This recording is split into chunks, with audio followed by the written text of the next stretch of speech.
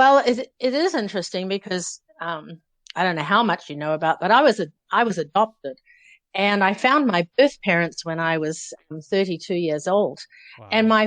my father was full-blooded Dutch and had immigrated to New Zealand at the age of 18 after the Korean War, and he lived to be 90 years old. I found him when I was 32.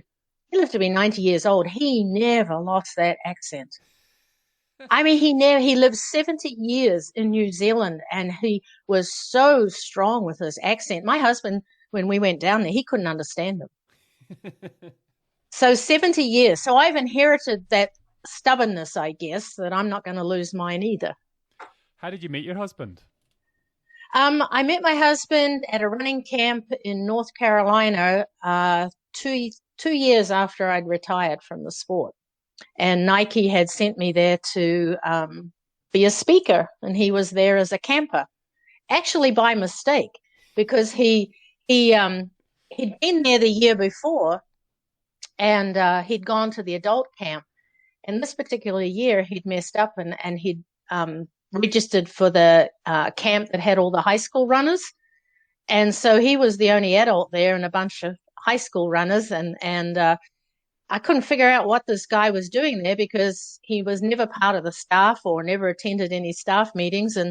And finally, someone said, "Well, who are you and why are you here?" And he says, "Well, I'm here by mistake. I thought I was signing up for the adult camp." But we had a great time and we married. And I lived in Idaho at that point, so I couldn't have been further away. And he was in Indiana, and he had full-time job and a little 7-year-old daughter.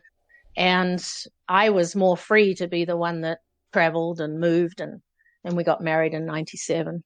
So the timing was right then, 2 years after Yes. retiring. Yes. Yeah, it was. Time to grab a man. Well, I'd been married before, so Okay. to a New Zealander, but anyway, he jokingly says about how um that I liked him because he wasn't really overly impressed. He didn't go for the celebrity side of things, and that I kind of liked that. And that was kind of true. He just treated me normally versus any time I went to these places, you're treated as a celebrity. Well, he couldn't have cared less. And he just jokingly says, "Well, she really liked me because I didn't care who she was." So obviously born New Zealand. I think everybody will gather that by now from your accent. um, as you were saying there, you were adopted as a child, but you had a real issue with your feet when you were younger. Talk me through that a little bit. Yeah, so I was adopted as a baby, and when I was supposed to start to learn to walk, um, I didn't do it very well. So my parents just thought I was, a bit backward in that kind of transition, and they allowed me to take my time.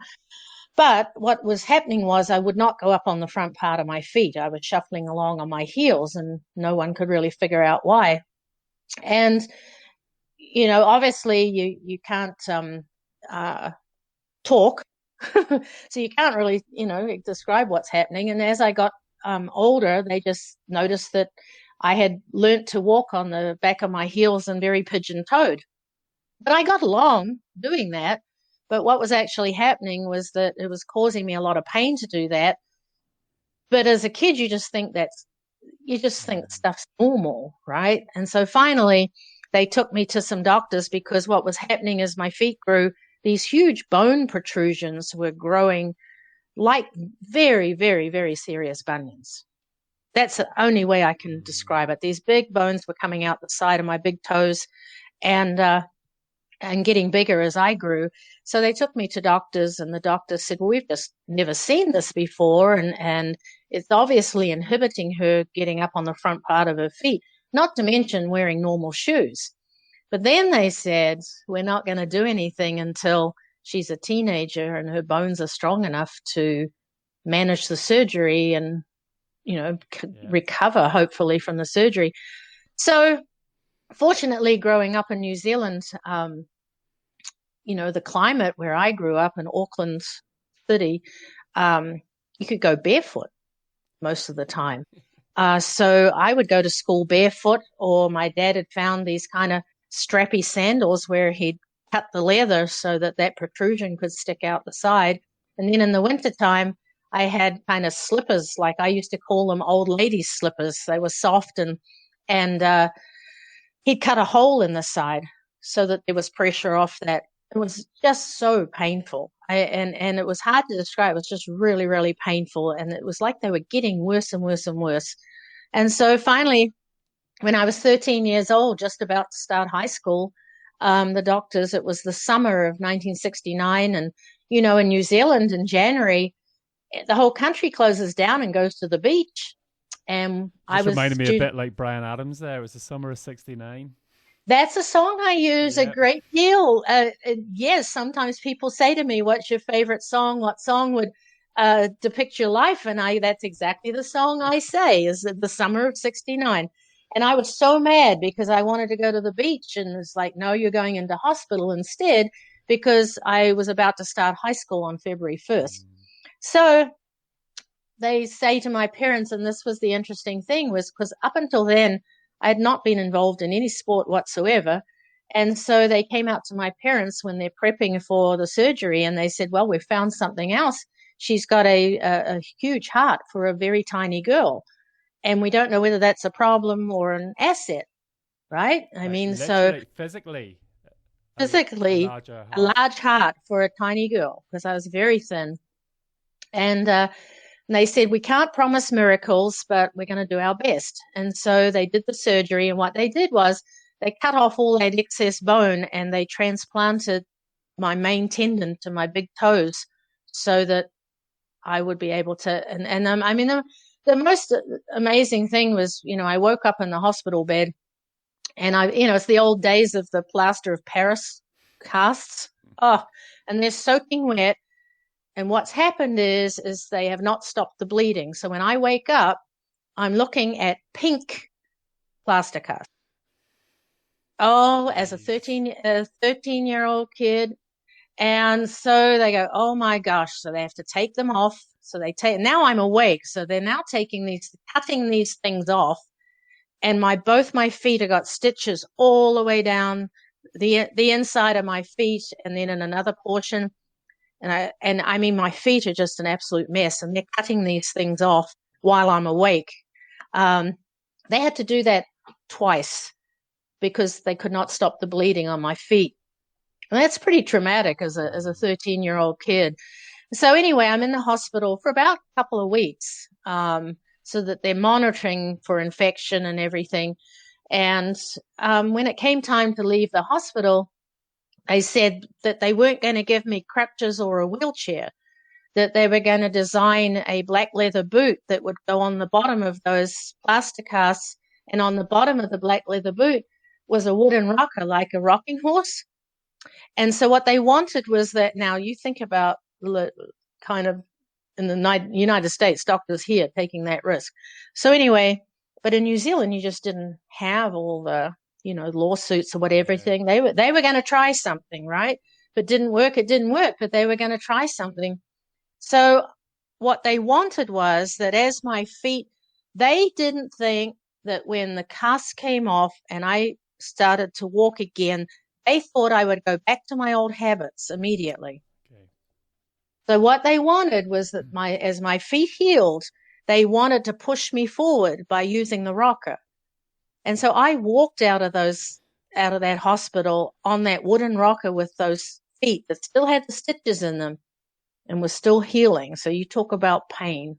I mean, I cursed, and it was agony, and it was 3 months of agony. And then when the cast came off, well, I had to take the casts off again to get the stitches out.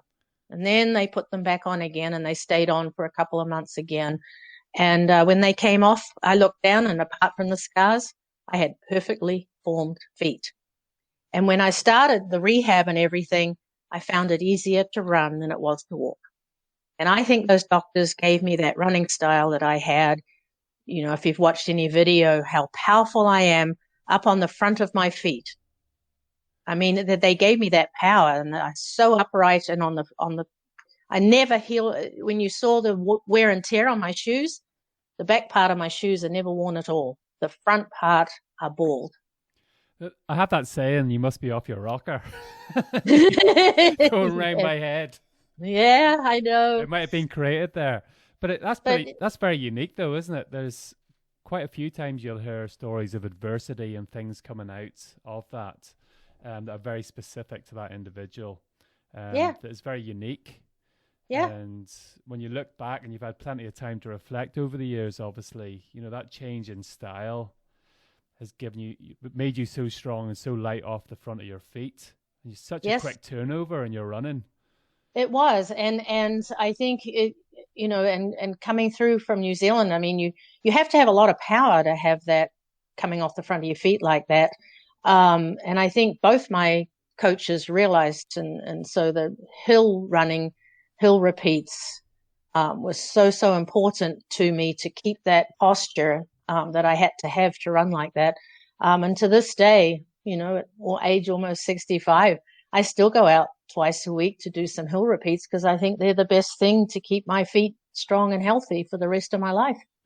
Yeah, but at 13, no, like that was, as you say, it was a pretty dramatic sort of thing to go through.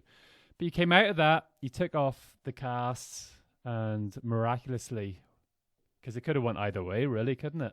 Yeah, You had two yeah. amazing feet sitting in front of you, which you never had your entire life. I'm sure it was difficult before that, going through school.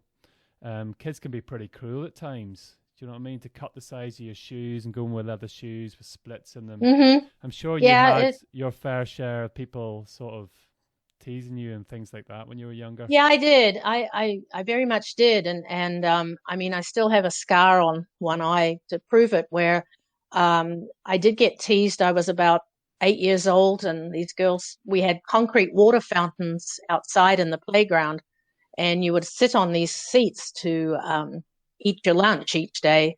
And they thought it was funny to kind of keep shoving along until I was the last one. And I hit my eye on the concrete water fountain and almost lost my eye in that respect. And then just being teased with the way I walked. But my parents were, what was amazing, I think, with my parents is that in the beginning, I'd come home crying, and my dad would my mum actually was the one with the saying, sticks and stones will break your bones, but names will never hurt you. And my dad was you just focus on your schoolwork. You can be top of the class. You can be the best in the class. And I was, which of course, made you the nerd of the class as well. So it didn't really work positively there. But for some reason, I was very secure in myself, and I've always been fiercely independent. And I wonder is Building blocks of first, life. but I think being adopted and having a father that tells you as soon as you can understand that you're really special because he got to choose his daughter. Just the language of feeling secure that yes, you're adopted, but there's no stigma in that, particularly back in the 50s. I mean, that he made me. My dad was so important, I think, in terms of telling me that first of all I could do anything. Secondly, teaching me about sport even when I couldn't play it. He took me to cricket matches and rugby matches because women didn't have very much then. He was all into race horses, so I learnt about race horses and how they were trained. He gave me an education in sport. We'd listen to Muhammad Ali boxing matches on the radio. We'd listen to the Kentucky Derby. We'd watch English soccer when we finally got a television. So in other words, he was giving me all the education about sport when I couldn't even participate. But once I did get to participate, the knowledge was all there. But through all that, I think he just told me that a girl could do anything, and we'll focus on your education first of all, but there's no handicap here. You'll be just fine. Yeah, so like that's pretty awesome. Like coming out your casting, then your feet are like that. They look amazing, and from all of that conditioning that you had through your childhood, really, you then had a good bit of self belief, and you joined the local running club. Like that's Yeah. pretty. It's the last thing you would think of after I what you know. went through. I Um, know, but it was really just about being like everybody else. And in New Zealand at that era, track and field, the running clubs were huge. I mean, they were just, I mean, track and field, at that point we were coming out of the Peter Snell and Murray Helberg era, and we were heading into, just ahead of me were John Walker, Dick Quacks, and Rod Dixon, who were young stars. We hadn't really had the female stars up until that point, but it was huge, and the track and field clubs were very, very community oriented, very family oriented, and so my neighbors, the kids, and the kids in the school all belonged to this local athletic club. So I just wanted to be like everybody else and join a club, and I didn't know what the heck I was going to do. It was really just that all the kids around me belonged to this running club, athletic club. and how did it go when you first arrived then? Like, did you have any sort of signs of talent? No, the way those clubs were set up was they were open to anybody from the age of 5 to 95. So when you went to club night, which was a Wednesday night, you went there at about 5 o'clock, and all the families turned up, and they had their, evening picnic meals with them. And it would start off with the younger ones, and they'd all run, jump, and leap and throw. And then the next age groups would all participate. And then at the end, the adults, the parents would all get out there and do it. And you were encouraged to try everything from the sprints to the shot put to the discus and high jump and everything. Well, I wasn't interested in long jump or high jump because there was no way I was going to jump on those feet. So and then I had to make sure I threw the shot put far enough that it didn't hit the feet. But we were only allowed to run 100 meters and 200 meters. That was as long as girls of that age were allowed to run then. So that's all I did for a while until Gordon Pirrie, who was famous British athlete in the 50s, he had immigrated to New Zealand, and he was the coach at this club. And he was coaching a whole bunch of athletes, maybe about 30 different age groups. And he just asked my parents if he could coach me too. And it was very soon. Okay, so I joined when I was 14. And I think the first race I ran was a cross country race of about a mile for sub junior girls. And I won it. And I ran barefooted because I was still struggling with running with shoes. Fortunately, the local track club was grass, and the cross country was just run over farmland. So I ran barefooted, and I actually won. And that's when he said, gosh, the first headline in a New Zealand newspaper that I was 14 years old, and Gordon Pirrie, the headline says, Pirrie, girl athlete could turn out to be great. That's how quick it was. And who knew, right? I'm 14 years old, but that's what he said. I've got that headline, girl runner could turn out to be great. And I was 14 years old. So the rules in New Zealand were that there was no rules that stopped me from running against adults. So instead of wasting my time, which sounds terrible, arrogant, I guess, he encouraged me to go and run against senior women. And that's what I started to do. So at age 16, I'm running in senior national championships on the track at 800 and 1500 meters. And then 1972 come up. So how many years was that? 4 years? Just under 4 years? Two. Because I joined at 14 and I was 16 when 72 came along. So you qualified for the Munich Olympics? I did. And that would have been the first Olympic Games that had the 1500 meters for women. New Zealand had never sent a female runner. They'd sent a track and field women, but they hadn't sent a female runner to the Olympic Games. And I did the qualifying time in the 1500 meters, and they chose me to go. But with 3 weeks to go, they said no. And a lot of that was to do with, first of all, was it being female? I think it had more to do with my age, to be honest, 16 years of age. And New Zealand didn't have the money to field a big team. So they wanted to make sure that an older athlete in some other sport Mm. got the chance to go. It was understandable. And then when you look at what happened at Munich with the terrorists and the Israeli athletes, and the New Zealand team was housed on the same floor as the Israeli athletes. And so there were a lot of photographs taken by New Zealand athletes who witnessed a lot. And as a 16-year-old, that wouldn't have been No. too So good to experience. it was a good twist of fate. Our very own Mary Peters was at the Munich. We had her on the podcast. She actually won gold, and Yeah, I remember. she's become a national treasure because of that. But that is phenomenal, like, isn't it? Like 13 years of age, you know, your feet pigeon foot was a good way to describe it. Actually, um, you know, you could barely walk properly, let alone run on your feet. Going through that operation, you know, a couple of years later, and then getting the qualifying time for the Olympics at 16 years of age. You know, that Yeah. was just absolutely. When I read that, I thought, wow, what a great story! Like, what a great journey that you were going through at that stage.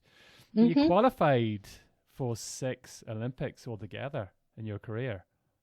Yeah, yeah, from every distance from 800 meters to the marathon. Yeah, which is that, even that, you know, the range. The range, yeah. I'm surprised they weren't making up events just for Anne. So talk me through some of your high points and your low points in the Olympic stage. Well, so at age 17, I went in my first New Zealand team, and that was to the World Cross Country.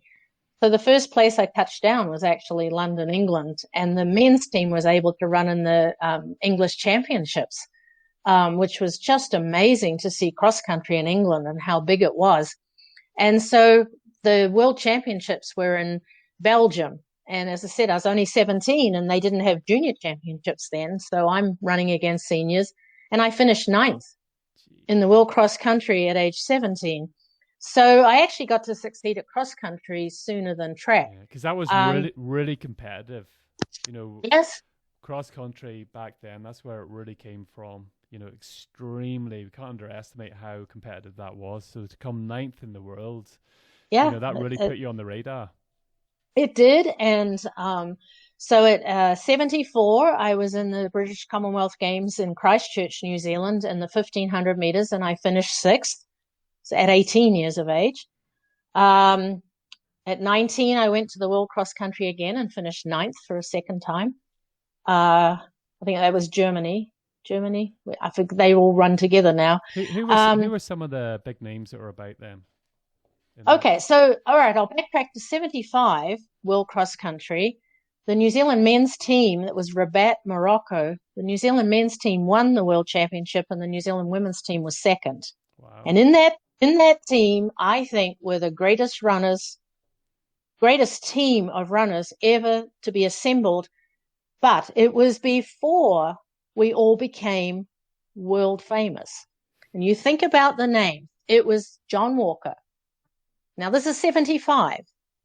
Before he became the first man to break 350 in the mile, before he won the 76 gold medal, you had Rod Dixon, bronze in Munich in the 1500 meters, but later went on to win New York Marathon. Dick Quacks, silver medal in 76 behind Viren in Montreal in the 5,000 meters, world record in the 5,000 meters. Now, this is before any of us ever did this. Lorraine Mahler, winner of Boston, winner of many, many marathons, bronze in Barcelona. Alison Rowe went on to win Boston and New York in the same year. We're all in that team together in 75 as 18, Wow. 19, and 20-year-olds. Sounds like And a we movie, Anne. I know it is. It is. Could you believe how frustrated we are, all of us, that era has not been put into New Zealand sports history? Mm. I really don't get it. I mean, I've got my book. Lorraine's got a book. I've got my movie. The frustration of that era of those. First of all, the 3 women and the 3 men. Even though there are other great folks in that team, on male and female side, you just take 6 of us and where we ended up. Who was to know that that team that went to Morocco, and boy, was that a journey. I mean, we had no money. The team management had no money. I mean, you talk about a team that had to bond and make do with what we had. And we're often not eating what we should be eating because they had no money to feed us. And we bonded, and you look at who those athletes ended up being on the world stage. Why do you think that is? I'm bound to have sort of reflected on that and have some sort of theories. Is it just all politics, or? Oh, why we're not. Yeah, why it hasn't been sort of. I don't think our sport anywhere does a great deal with our history. Here in the United States, I'm in 2 United States running Hall of Fames, and they don't even have a building. So there's nowhere for any of us to put our memorabilia. In New Zealand, there is the New Zealand Sports Hall of Fame, and you have to be really, really good to get into that. And all 6 of us are. And so you're able to send some of your memorabilia to that building, which is actually spectacular. But even now, because I'm being interviewed now because next year is the 40th anniversary of when we turned pro, and no one's documented that. And I mean, here in the United States, I go, I can't believe that this story is not on ESPN. Or why doesn't our sport promote its history? I don't get it.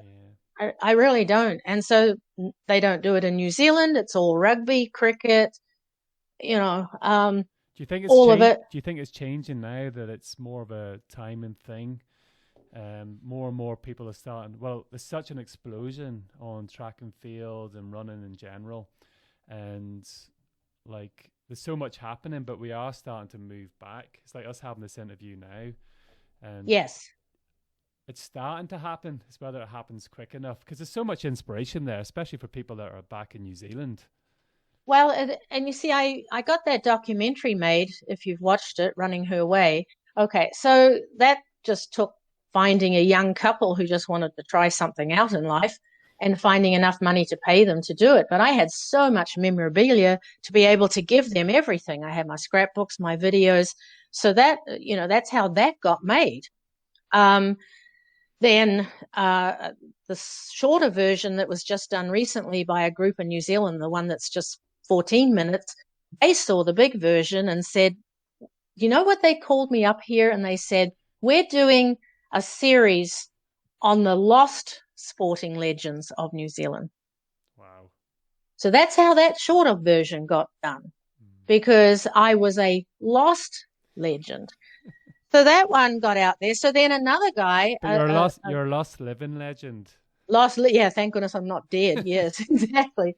So then a film producer from Hollywood, who happens to be a New Zealander, has had some success in Hollywood, quite good success, really. He contacted me, and he had those 2 films managed to get me some interviews on radio in New Zealand, where they started talking about my history and everything and saying, you know, gosh, do people know that? He listened to it in California. He was still in tune with New Zealand when he was listening to New Zealand sports radio. And he heard it and he said, I remember watching you win the gold medal. He was young, but he said, I had no idea. So then he says, well, I'm going to pitch the story. Well, I sent him all the books and he was writing the script and everything. Well, now it's just all messed up because of the virus and everything. I mean, nobody's going anywhere. He can't travel to New Zealand. I mean, it's just all on hold until things get sorted out. But he said he was going to go to the Film Institute of New Zealand and try and raise the money to get a bigger film made. So it's a fantastic story. So talk to us a little bit about your success then. To the listeners. So I know it's a huge story. So you were following the right path there through the dates. I think that's going through it. So 76, I'm a 20-year-old new elementary school teacher, and I'm teaching in a very, very poor area of Auckland, New Zealand, to a lot of Polynesian and Maori children. And it's 1976 and it's the Olympic year, and I'm still living at home with my parents. I have no car. I have to get up and run in the morning, catch a bus to the school, teach all day, catch a bus to the track and train. And I win the New Zealand Championships or trials to go to Montreal in both the 800 and the 1500 meters. And once again, that's all there was. So I only ever thought I was an 800, 1500 meter runner. And so then I get told by the school administration, the superintendents, whatever, those words I get mixed up with American and New Zealand words now, that I had a choice to make. I could go to the Olympic Games, but I would lose my job if I did. And I was like, well, I'm going to go to the Olympic Games because I can teach for the rest of my life. I mean, what a stupid choice. So I actually went to Europe with Walker, Quacks, and Dixon to run some track races before heading to Montreal. And I watched Dick Quacks attempt the world 5,000 meter record. I believe it was that year, and he missed it by 1 second. And I remember because my next coach, John Davies, was coaching Dick at the time. And I remember him just being so mad because Dick put his hands up too soon before the line and lost the momentum and missed the world record by 1 second. Now, we can go back to that, but just remember that point because I had a huge part to play when I broke the world record. So anyway, so we go to Montreal. Well, the whole country, I'm getting so much publicity as a young girl, their first female track, heroine and whatever, and all these little kids are sending me postcards and wishing me luck and getting telegrams, and I don't even get past the first round of Montreal. In fact, in the 800 meters, I was last in my heat. In the 1500 meters, I ran a New Zealand record, but only finished 8th and never got past the first rounds. So you're 20 years old and you're a school teacher, and you've gone to the Olympic Games and it hasn't gone too well, thinking, well, Quacks got a silver, Walker got a gold. We had a rowing team that won gold. It's a very, very small New Zealand team, and I didn't even get past the first rounds. And so you come back and you just go, well, what the heck am I bothering for, right? I got to carry on. I got to have a teaching career, make money, whatever. So, but a lot of people encouraged me to keep going by the fact I was so young. Who was the biggest inspiration at that point? Not in it. No, just my parents saying, well, you're just so young, and Gordon Purry saying you're just young and you can't quit, and you have had these results in cross country, so you've obviously got talent. It wasn't really computing at that point that track and field, all I had was the 800 and 1500 meters, whereas when I was getting into cross country, it was now 2 miles. And it wasn't computing that I was better at those the so-called longer distance of 2 miles. But, so anyway, so I went again, 70. You're only getting warmed up, Anne, that's why. Yeah, I guess. So what happened? 79, I went to another world cross country, finished 9th again. And then 1980 came around and I was having a lot of trouble with my first marriage. Gordon Purry was just getting really out of control, and that's just another whole story that I had to overcome. He was very abusive, very possessive, very, very confrontational to other athletes that I was competing against, to other coaches. Just all round had become a really nasty, bitter man. And so for all those reasons, and qualifying for Moscow and then having the boycott happen, I quit the sport completely, quit running completely, because I saw no future now, right? I didn't want to be coached by Gordon Purry. I saw no future. I had to just get on with my life. Stopped enjoying and it. I did. Yeah, I really did. I had a terrible experience in Norway with my with Gordon, and to the point where I got on a plane home from Amsterdam in it was 80. Yeah, it was an 80. Because after the boycott, I actually went to Europe with him because they were going to hold an inaugural women's 3,000 meter world championship. And I ran the qualifying time to go and do that. So that's how I ended up in. But he was training you very hard back then, wasn't he? Like extremely hard to get every ounce of. Yeah, it was all very, very hard, and there was never any plan to it. It all came down to what kind of day he was having in life. And some days he'd make us run really, really hard 3 days in a row. So that was breaking me down as well, more mentally. I seemed to manage it physically, but it was breaking me down mentally. So when I got on that plane in Holland, in Amsterdam, I just said goodbye to him and I never spoke to him again. And that's when I came back and just quit, just absolutely quit everything. And oops, hold on. So then so I was recommended that I should, I really shouldn't quit, that I should try a new coach. And that's when I was recommended to go and ask John Davies to coach me.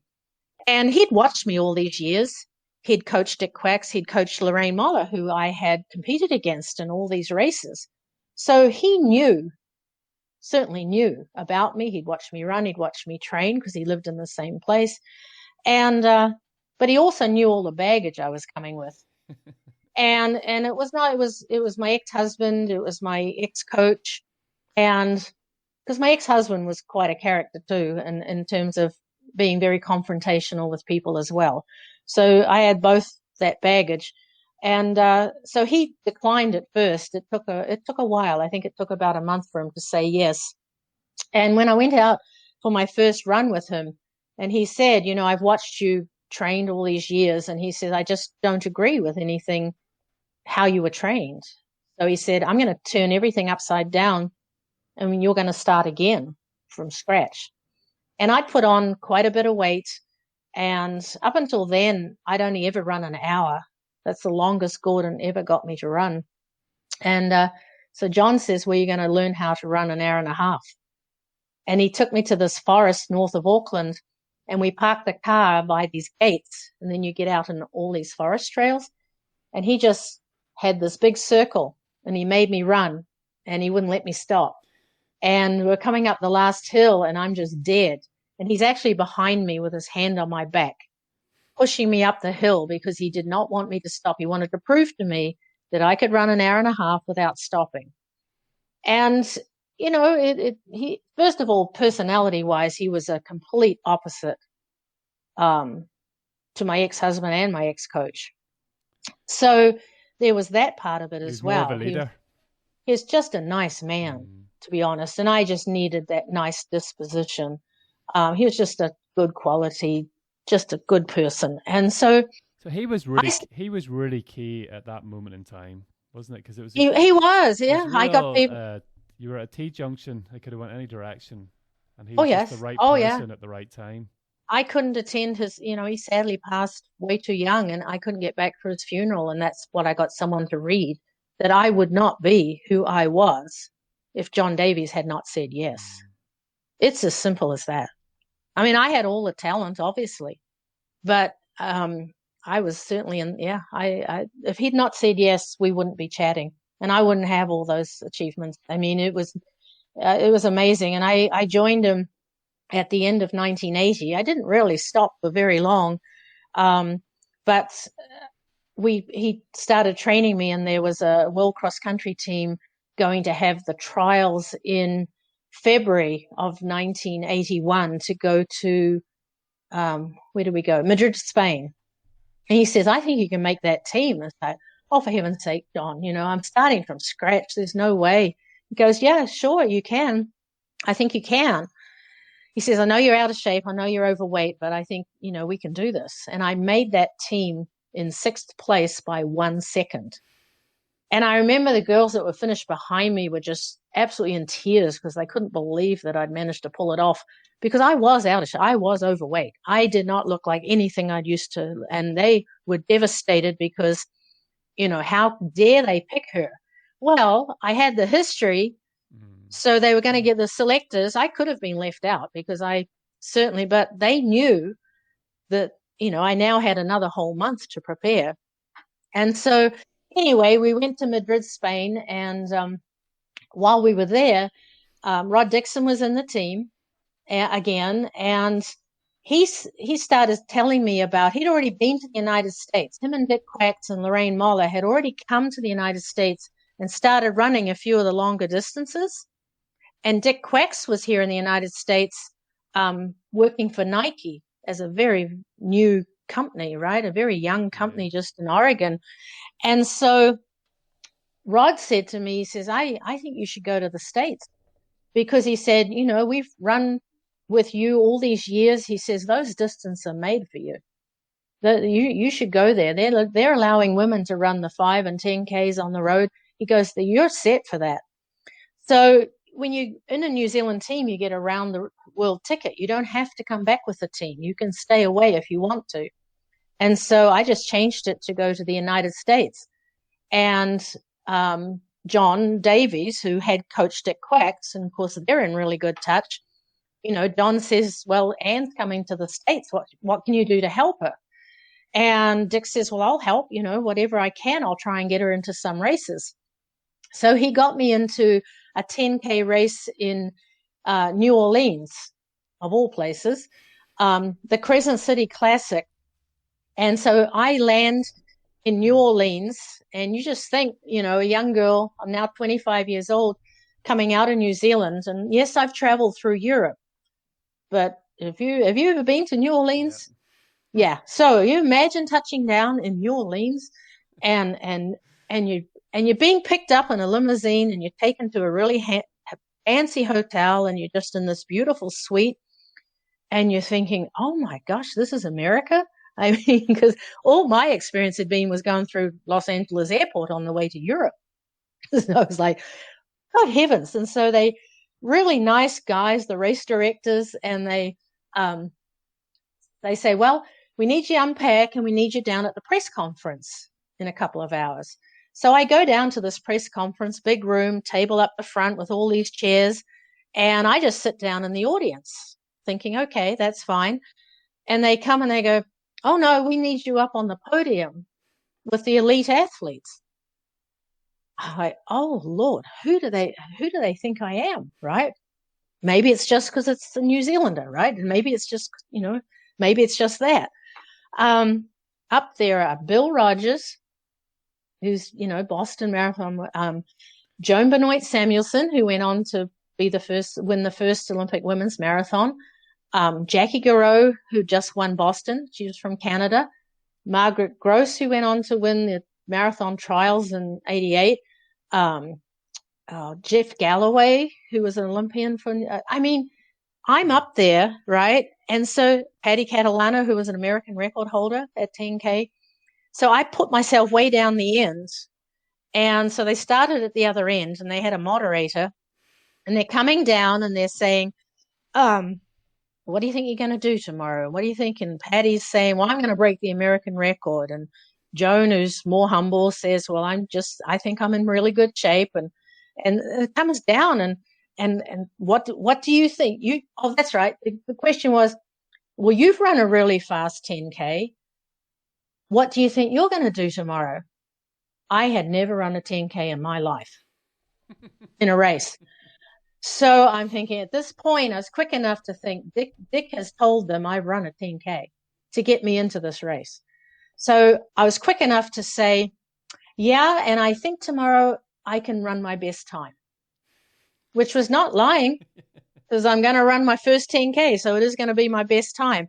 Well, the next day I line up, and I've never started with 8,000 people behind me at all. I had no idea what running in a crowd like that was like. Closest thing was starting off in a cross-country race. But 8,000 people, and they're all pushing from behind, and I tripped and fell.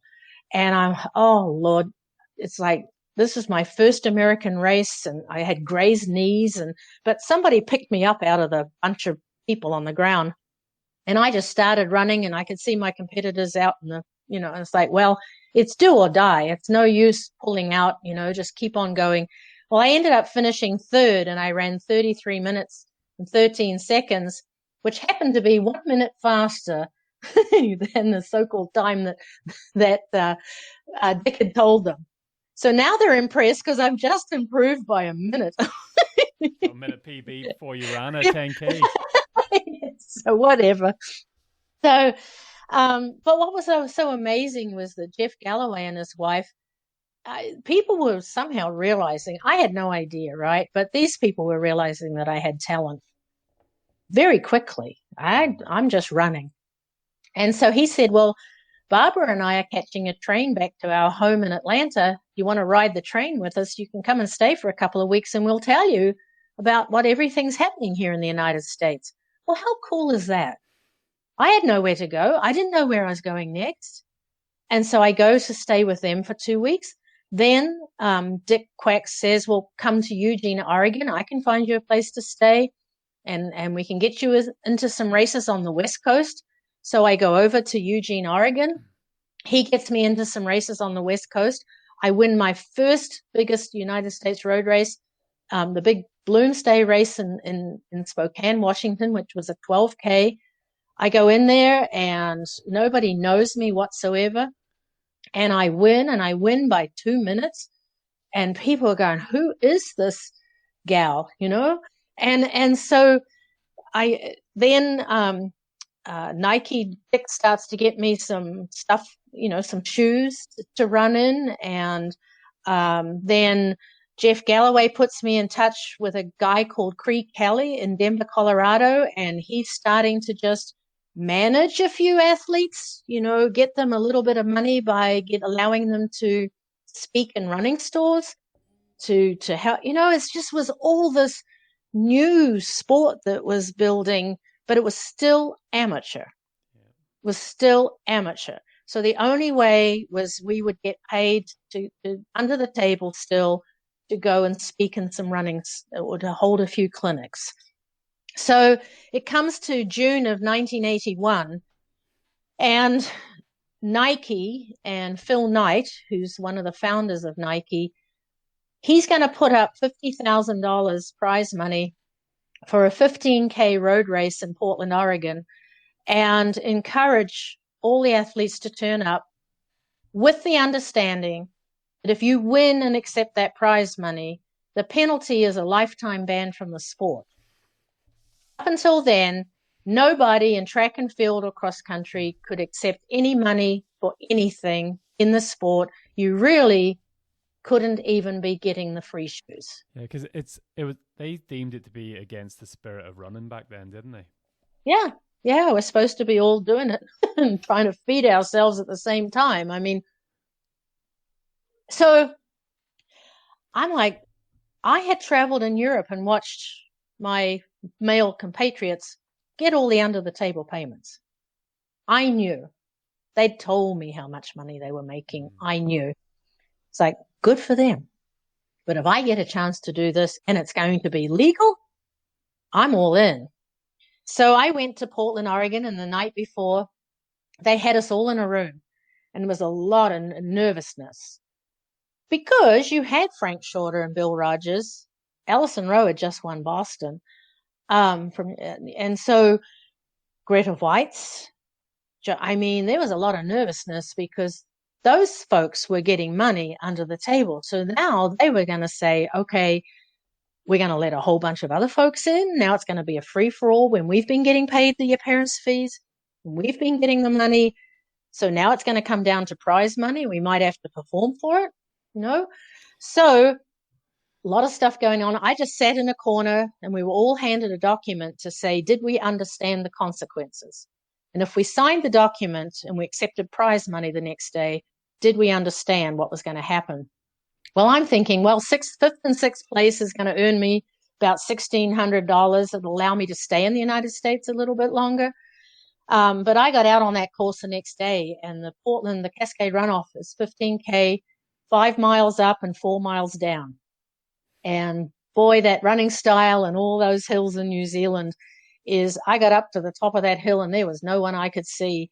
And I thought, I'm going to run down this hill as hard as I can so no one can catch me. And they didn't. I think I won by about almost 50 seconds. And I won $10,000. That's unbelievable, isn't it? $10,000 in 1981. And so, 3 times what I was earning as a school teacher in New Zealand. way more than that because it was American dollars. So, you take it back to New Zealand, it's twice as much. And so, but immediately crossing that finish line, as soon as I accepted that check, there were telegrams immediately from the New Zealand Athletic Federation banning me. That's where it had to come from first. The international ban came later. But with the American athletes, they didn't get that ban immediately because of their constitution. They had their rights to fight it. So they could fight the ban. I couldn't. I got banned by another country that didn't have the same system. I was also in trouble with immigration because I was only in the United States on a visitor's visa and it's illegal to earn money. So that I had to find an immigration lawyer very quickly. Then you're dealing with taxes and the system and all that kind of stuff. And so I'm 25 years old in a so-called foreign country. My parents were just beside themselves. And it's like, you have really messed up your life. You're in so much trouble. But the beauty of it was, first of all, Phil Knight had the resources to hire all the lawyers he needed. As long as he had me to take the stand, right? Because I was the first foreigner, right? The Americans could all fight in another way, but he had me to put the name on the process. So, because he was trying to create something there, wasn't he? Yes, of course. Yes, he wanted Nike to be great, and he wanted Nike to sponsor athletes, and he wanted Nike to be the best, and he wanted the athlete on side and winning that is helping him to break through to a global market. Yes. Yeah, exactly. And so, but the beauty was that the American road race directors wanted this to happen. They didn't like the under the table payments. They wanted it to happen. So they ignored my ban for the rest of the year, and they welcomed me to every single race. But the next race I ran, which was July 4th, so the Cascade runoff was June 28th. I left Portland and went to Atlanta, Georgia, where Peachtree is, which is now the largest race in the world, 60,000 athletes in a 10K. So I went to Peachtree, and 3 days later, I wrote out my first so-called Nike contract on a table napkin at an ice cream parlor in downtown Atlanta, and it was for $400 a month and free clothing and shoes. So that's why, that's why I feel I can claim that I was the first female runner to join Nike, because it was 3 days after taking that stand. There was no one else that did it. There was no one else. There was no one else in those 3 days. So bigger than that, it's really the first professional female runner. Yes. Because running was an amateur sport back then. Yeah. Nobody was getting paid. It was all under the table. Yes. To be the official napkin. You don't have that napkin, do you, by any chance? No, I mean, but I got the two people that I was with are still around to back it up. And to this, I can picture, all three of us can picture it, and we laugh about it. It's like we had no idea history was being made. So I raced the rest of 1980. It's not just a part of your history, that's a part of Nike's history. It is. And that's why I can't believe Nike doesn't support the film being made. So I raced the rest of the year, went completely unbeaten. And then it got to around October, and immigration said, you've got to go back to New Zealand, and you can't come back here until you figure out what your status is, and you have to do it in New Zealand. You can't do it here. Well, that was fine because, I wasn't going to live in an American winter. I was in Colorado, so I wouldn't have known what to do with snow. So I was going back to New Zealand anyway, so that wasn't any hardship. But I get back to New Zealand, and the New Zealand Federation is saying, you can't run here. We don't even want you anywhere near a track. I wasn't even welcome to watch the track meets that they had down there. And in that era, they had a lot of international track meets where a lot of European athletes would come down to avoid the European winter and come down to compete in the New Zealand summer and train in the New Zealand summer. And I was not wanted. So, excuse me. So John Davies says, well, Annie, you've got to have a reason to keep training hard while you're here. We don't know when your status, immigration-wise, is going to allow you back in the United States. We can't waste this time. I think you should attempt the world record in the 5,000 meters. I was like, John, you gone nuts? He's like, seriously? Here? I said, they're not even going to allow me on a track. He says, it'll be legal if we can find 2 other women to line up with you and have 3 official timekeepers. It'll be legal, but there won't be a meet and there won't be a crowd, but we can take a shot at it. Well, Greta Weitz had come down to New Zealand at that point, and she had attempted the world 5,000 meter record, and I was sat in the stands and watched her miss it by about 10 seconds. Well, Greta's Greta, right? Multiple world cross country. I mean, Greta is it. Greta is the world star. I look at John, I go, Greta can't even break this record, and you think I can? Yes, think you can. So, all right. So on March 17th of 1982, I lined up with about 200 people on the side of the track. Fortunately, a television station, 3 timers and 3 other athletes. Or was it just 2? Lorraine Moller was one of them. And so I lined up, and I got to the last lap, and I was down on the world record by 5 seconds, and all going back to Dick Quacks attempting that world record the first time before he eventually got it the second time, was a missing it. That's all I could think of that last lap, is don't miss it. Don't miss it, So I got it by 1 second. First time I'd ever raced the distance on the track. And what was that like then? What was that feeling like, crossing that line and looking over at the clock? How many seconds did you beat it by? Only one. 1 second. 1 second. That is, but it's. I guess that was the fastest 5,000 meters have been run on the track ever. That's what the world record means. Yes. Yeah, I know, and it was new. I mean, I'll admit, I think there'd only been 2 other women that had run it, but you still think 1981, 15 minutes and 13 seconds, not that shabby. I mean, there's a lot of. I tell that I speak at high schools or college, and they go, seriously, you ran in 1981, you ran 15 minutes and 13 seconds. But anyway, so that was proof to me that John knew what he was doing. Yeah. I mean, if he hadn't told me to do that, I wouldn't have done it. It would never have entered my mind that I could try. Where do you go after that? So you had the Commonwealth Games then coming up. Well, I got to go back to the States in March of 81. And that year, 82, beg your pardon. No, March of 82, I went back to the States with the right visa and literally went on a rampage. I won every single road race I entered that year. I broke every course record, won every United States major road race, often by huge amounts of time, where people were just starting to say, this woman is the best road racer the world's ever seen. Of course, the sport's all new, so that sounds really nice.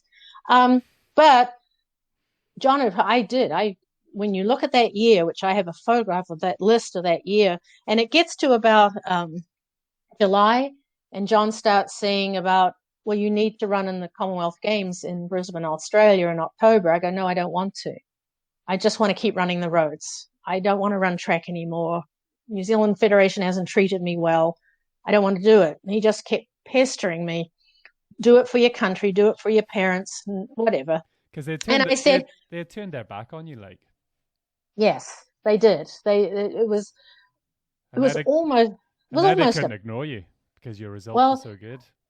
That's true, and it was almost a petty jealousy by those guys. It was all run by guys, and so it was almost petty, to be honest. I didn't care.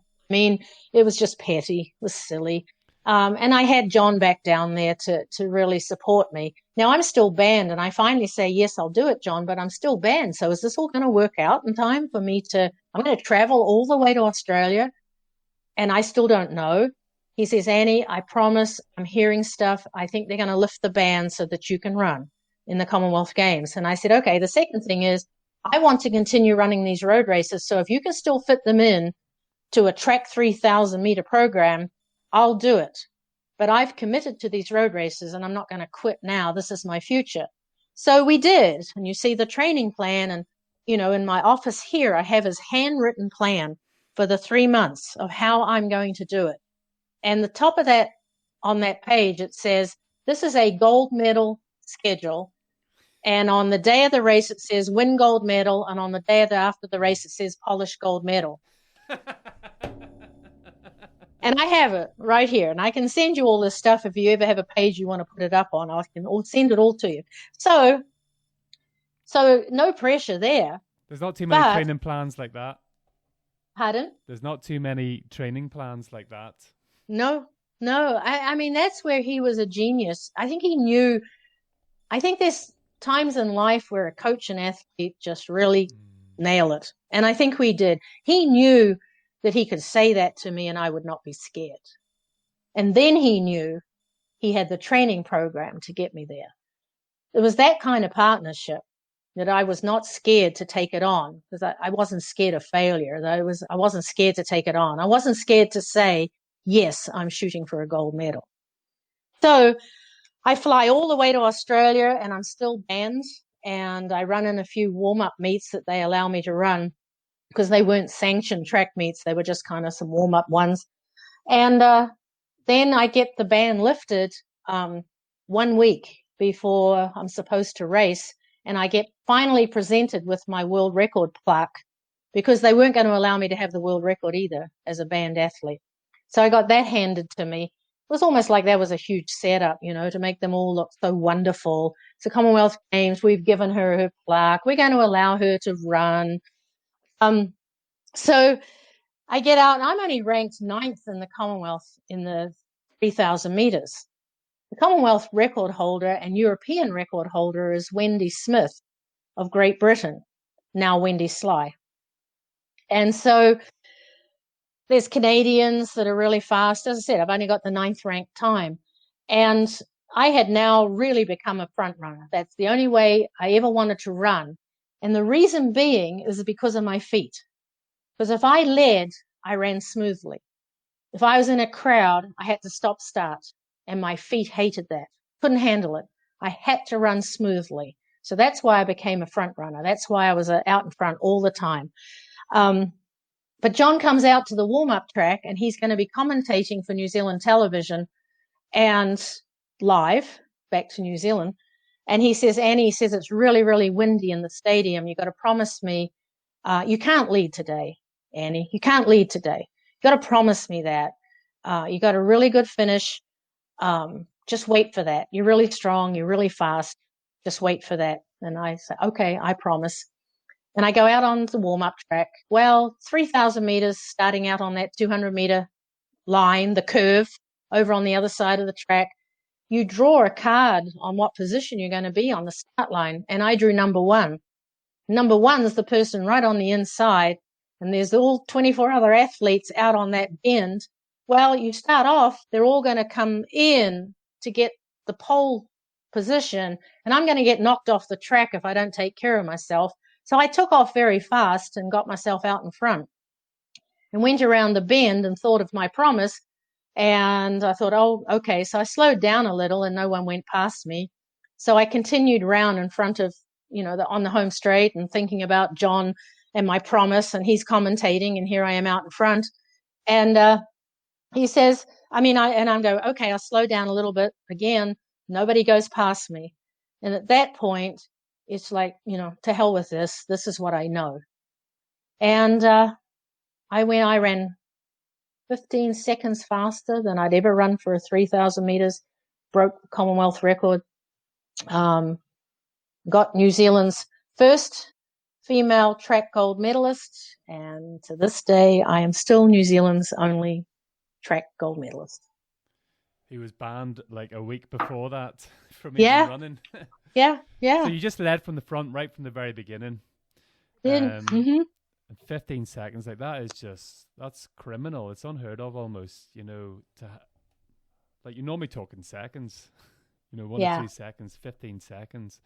What do you think it was? Was it just a combination of everything, the self belief, the confidence that you're getting from all your running, just that sort of, I want to show them as well. There must have been an Yeah, element of that. I think a lot of it was I was very competitive, but it was more against myself. I mean, I really just wanted to see how fast I could run.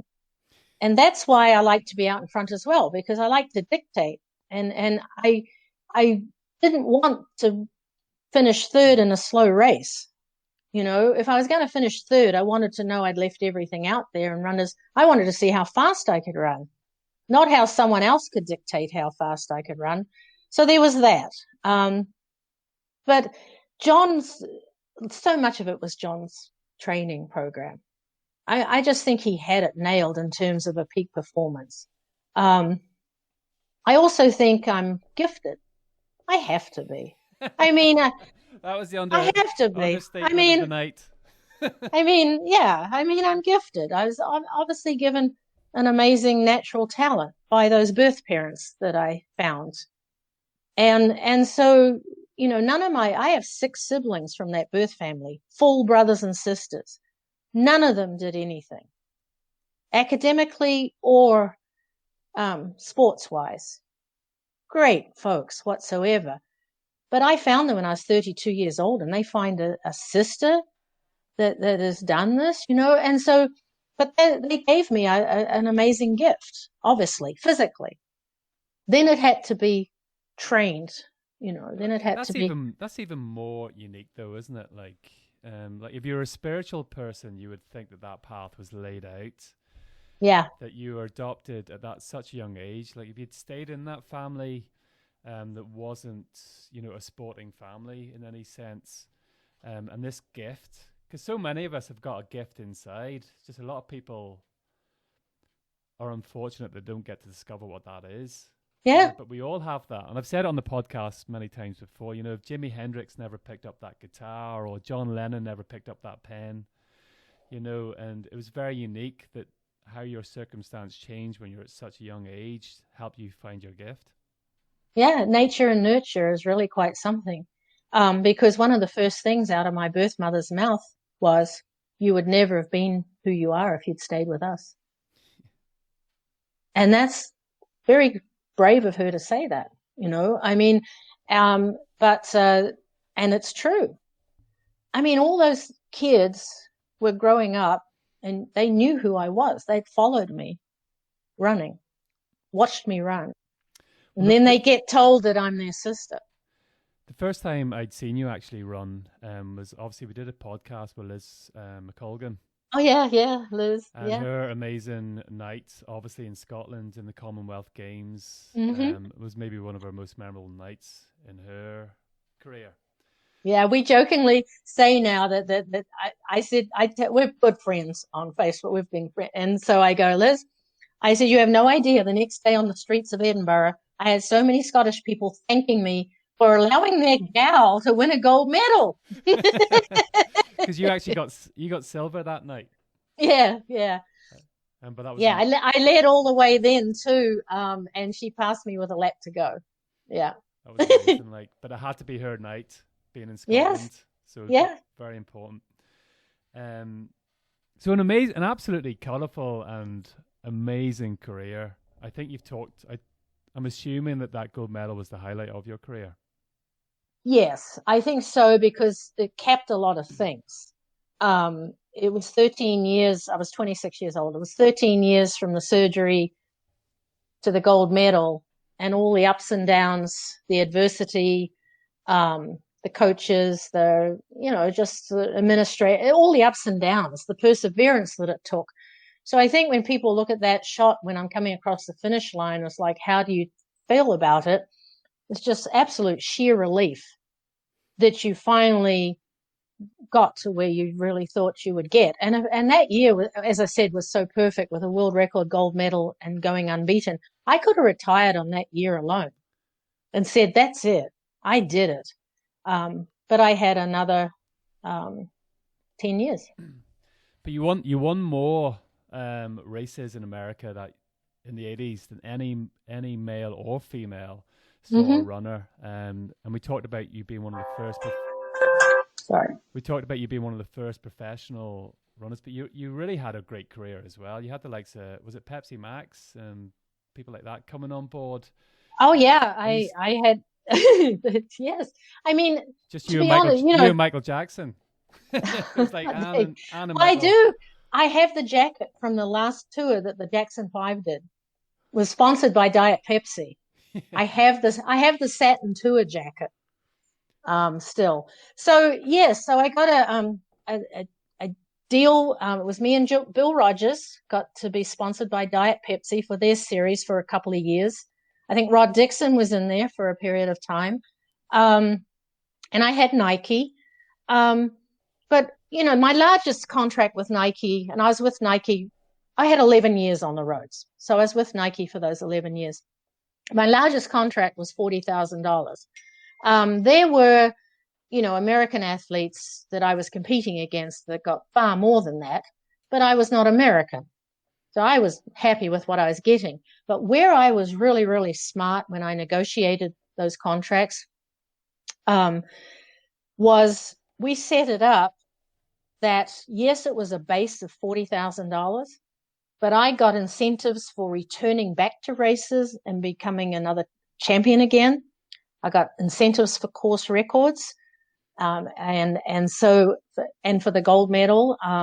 So I had it built in so that I would go back to races, and I won Bloomsday 7 times. I won the Cleveland 10K 7 times. I won the Virginia 10 miler 6 times. It was all in our plan. So every January, John and I would sit down and we would have the plan of those road races, and they were to break course records and they were to do repeat wins. That's how I built up my income, so that in the 80s, and I have no, you know, hesitation to say, I was earning, you know, $150,000 US in the 1980s as a runner, you know, and so, And it all you sort of know, started off from that one race where you yeah, took that mm-hmm, $10,000 prize packet. yeah. And when you see the likes of the 2 hour marathon now, because it's very similar to that, wasn't it? You were obviously running in Nike shoes, and when you see the likes of Elliot Kipchoge, you know, he's running in the new, like it's sort of almost history repeating itself a little bit, isn't it? Yes, I mean they're very innovative and you know trying to push the barriers all the time. I mean, there's you know a lot of conversations. You've probably seen it. There's a lot of people likening these shoes to the swimsuits that the swimmers started using a few years ago that eventually got banned because not all of them could get the suits, and they were saying it was just too big of an advantage, so they went back.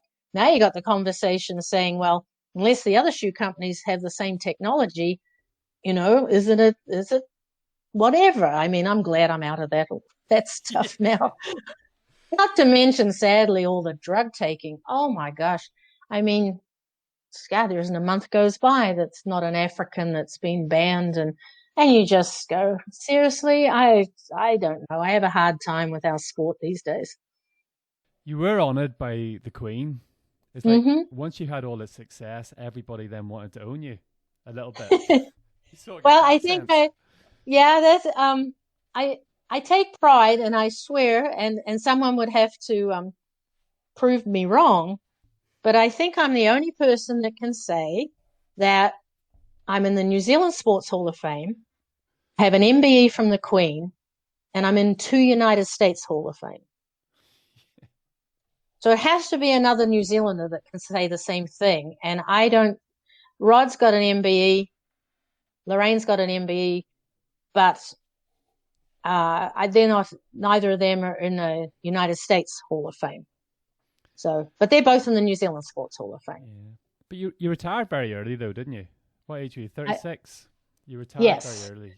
Yes, I did. I actually retired not for the physical side. I was still winning, still doing really well. It was mental. I just felt like I was taking it, becoming too complacent, wasn't as focused, was kind of quitting on the few workouts. It was 20 years, Wasn't like. 20 It was years of hard 22, work. 22 years. And the mental side of being in hotel rooms, and I found I just wasn't getting nervous anymore. And I always made the statement, the more nervous I was, the better I knew I was going to run. And I wasn't getting nervous. I was just turning up. So I won the last race I ever ran. I didn't know it at the time, but it was just I was just out one day and it was just like, you know what, I'm done. And John really didn't believe me. He just thought, oh, you just need a break. Come home to New Zealand. And I said, no, John, I really mean it. And nobody believed it, to be honest. My friends, running friends and guys I trained with. Oh, no, she just needs a mental break. She'll be back. No, I was done. And the only thing I did was in 1995, I became an American citizen. And I also turned 40. And I thought, wouldn't it be cool to run some Masters American Championships and say you got to be an American champion as a new citizen? So I was still running really well then. I mean, I just wasn't in training or racing so much, but I was still very fit. So I came out of retirement in 1996 and ran six US Masters races and won 3 American championships in the 5K, 10K, and 12K. And then that was over. I was done. That is magic. I got my three American championships as a new citizen, and that's all I wanted to do. So what do you do with yourself now? Because you still are involved in running, aren't you? I have been, but that goes back to a little sadness about our sport. When I retired, I still lived in Idaho, and I founded a huge event in Idaho, which is taking place. It'll be 30 years next year. That's Very proud of that. Idaho 5K, isn't it? Yeah. So, well, it began for 20 years. It was a women's only 5K. We built it to be the largest women's only in the nation. But through those years, the sport changed so much for the better that all the road races were now got 60% female participation. So the women didn't really care so much about a women's only anymore. So we converted it 9 years ago to 5K, 10K, and half marathon, and open to everybody. But it's still, 30 years later, and I'm still involved in that respect. And then through the rest of the time, I would try to get speaking engagements or sponsorship to go into schools. I did so much speaking in schools around the United States when I was competing. The school teacher in me, I'd go into communities before a race and say, you know what, send me around to the schools. And I did that all the time. But what's so sad is these big races now, they built themselves on the backs of the elite athletes and all the attention that it brought to their races in the 80s. But they don't care about us anymore because they're now 20, 30, 40, 50, 60,000 participants. They don't need us anymore. And the very sad thing, as much as I mentioned all that money in the 80s, can't earn it anymore. All those races that I raced, non-marathon, they either don't exist anymore, they don't have any prize money, they have very diminished prize money, or the ones that are the bigger ones have exactly the same first amount of prize money that they did in the 80s. No runner can earn a living. That's the real struggle they have, Yeah. especially all these young, aspiring, Olympians. There's no money in athletics, and No. And when you look at the likes of football, and you have football is making £250,000 sterling a week. Yeah. And, yeah. It's amazing to get your body into that shape where you can run a 5K at that pace. It's phenomenal how good of an athlete these runners are. And it's something that needs to change slowly. There's a lot of grants and a lot of funding happening, but it's way too small and it's happening too slowly. It is. We're losing a lot of special people because of that. I was on the board of directors for Running USA here in the States. It's the organization that caps all the road races in the nation, and all the race directors, they have the big conference and they talk about how to make their. And I and a couple of other people during those 6 years were trying to tell them how they could bring the elites back to their races and showcase the elites. And our idea was that let's take the Boston Marathon. So the night before the Boston Marathon, on the streets of Boston, they run 5Ks and 10Ks almost like bicycle criteriums, right? So the streets can be lined with people and they're 1 mile circuits, and people can stand on the sidelines and watch the world-class athletes race 5Ks and 10Ks and have big prize money, right?